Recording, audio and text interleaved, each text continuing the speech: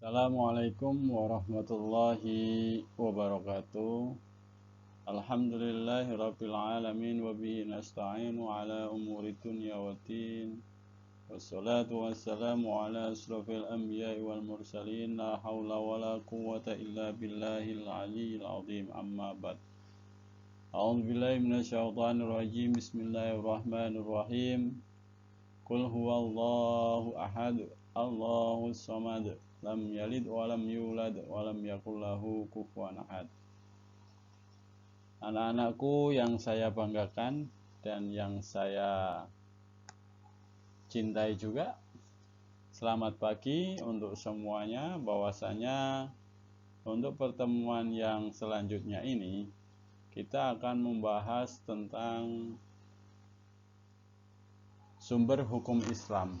Apa itu sumber hukum Islam? Dengan ini Bapak mengambil tema Al-Quran, Al-Hadis, dan Ijtihad sebagai sumber hukum Islam. Marilah kita perhatikan video-video yang akan Bapak sampaikan selanjutnya. Oke, untuk kompetensi dasar di pertemuan pagi ini, yang pertama 1.8 menyajikan Al-Quran dan hadis serta ijtihad sebagai sumber hukum Islam. Untuk kompetensi dasar yang selanjutnya yaitu 2.8 menunjukkan perilaku ikhlas dan taat beribadah sebagai implementasi pemahaman terhadap kedudukan Al-Quran, Al-Hadis, dan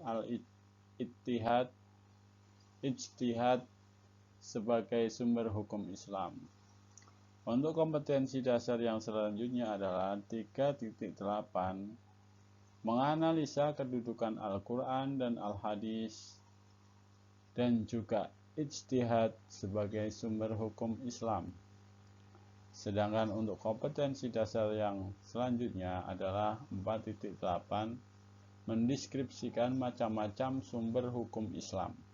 Itulah untuk pertemuan pagi ini mengenai kompetensi dasar di pembelajaran pendidikan agama Islam dan budi pekerti tingkat SMK. Sedangkan untuk tujuan pembelajaran yang pertama yaitu kalian selaku peserta didik dapat meyakini bahwa Al-Quranul Karim, Al-Hadis, dan Ijtihad sebagai sumber hukum Islam. Tujuan pembelajaran yang kedua, peserta didik dapat menunjukkan perilaku ikhlas dan taat beribadah sebagai implementasi pemahaman terhadap kedudukan Al-Quran, Al-Hadis, dan Ijtihad sebagai sumber hukum Islam. Untuk tujuan pembelajaran yang ketiga, peserta didik dapat menganalisis kedudukan Al-Quran dan Al-Hadis serta Ijtihad sebagai sumber hukum Islam. Untuk tujuan pembelajaran yang terakhir yaitu peserta didik dapat mendeskripsikan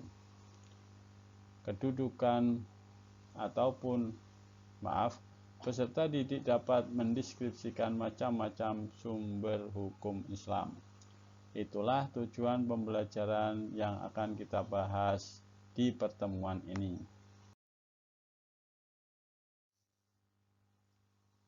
Yang pertama, macam-macam sumber hukum Islam.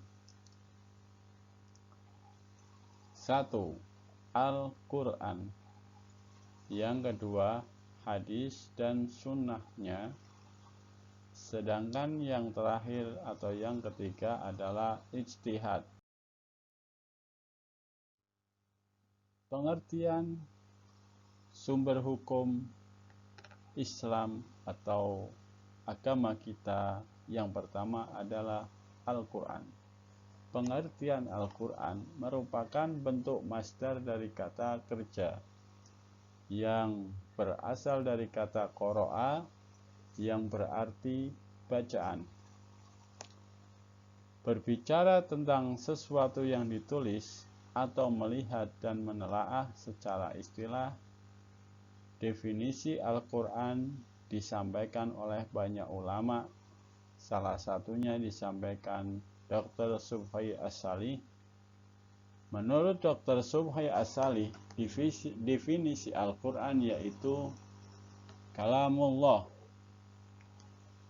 atau yang artinya kalam ucapan, yaitu firman Allah. Kalamullah subhanahu wa ta'ala yang merupakan mukjizat dan diturunkan kepada Nabi Muhammad sallallahu alaihi wasallam dan ditulis dalam mushaf. Diriwayatkan secara mutawatir atau sedikit-sedikit berlembar-lembar, serta membacanya mengandung nilai ibadah.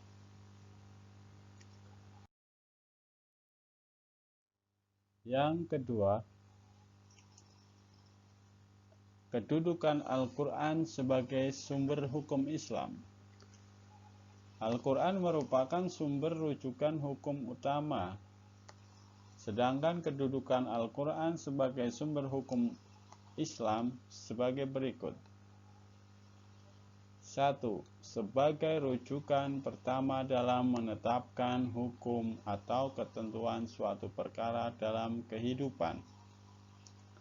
Yang kedua, Al-Quran merupakan sumber hukum utama. Oleh karena itu, segala ketentuan hukum dari sumber lain yang bertentangan dengan ketentuan Al-Quran dipandang batal dan tidak boleh digunakan. Diperlukan kajian mendalam sebelum menentukan suatu ketentuan dalam ajaran agama Islam. Yang ketiga, sebagai ketentuan dalam Al-Quran hanya bersifat garis besar, dan ada pula yang telah dijelaskan secara terperinci.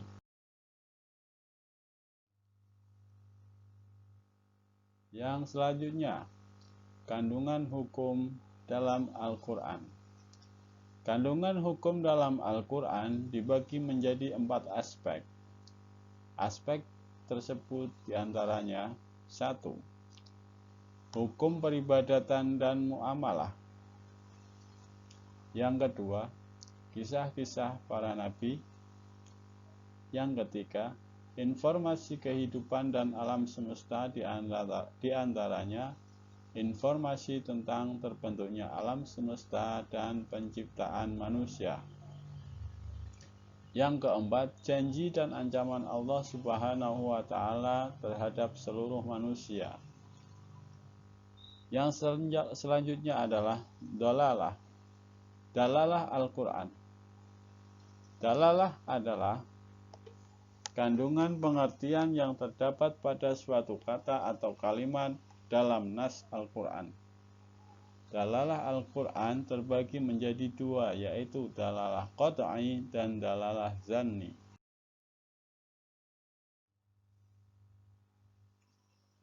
Yang kedua adalah hadis atau as-sunnah.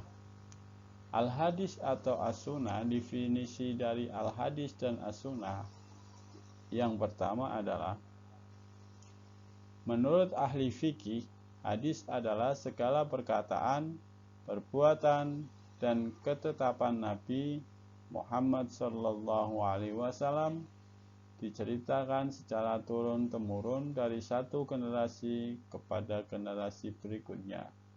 Oleh karena itu, dalam ilmu hadis dikenal 3 istilah, yaitu sanad, matan, dan rawi. Sedangkan definisi hadis ataupun as-sunnah yang kedua adalah, sunnah yaitu segala yang dinukilkan dari Nabi Muhammad SAW mencakup perkataan, perbuatan, ketetapan, pengajaran, sifat, tingkah laku, perjalanan hidup baik terjadi sebelum masa kerasulan maupun sesudah masa kerasulan. Sunnah Nabi Muhammad SAW terbagi menjadi 3, yaitu sunnah qauliyah, sunnah fi'liyah, dan sunnah takririyah.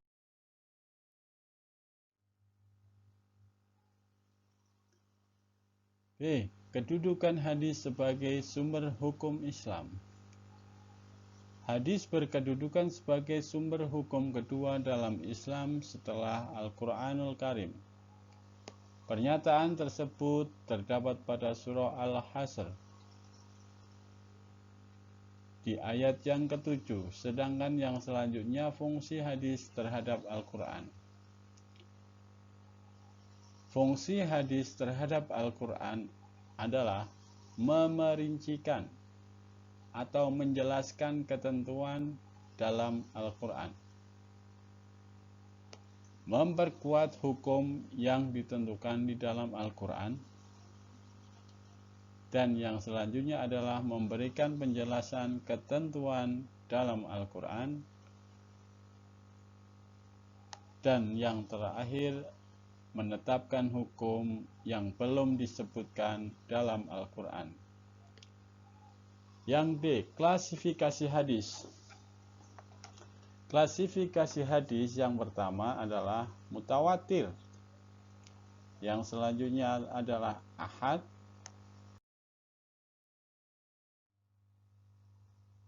Hadis mutawatir.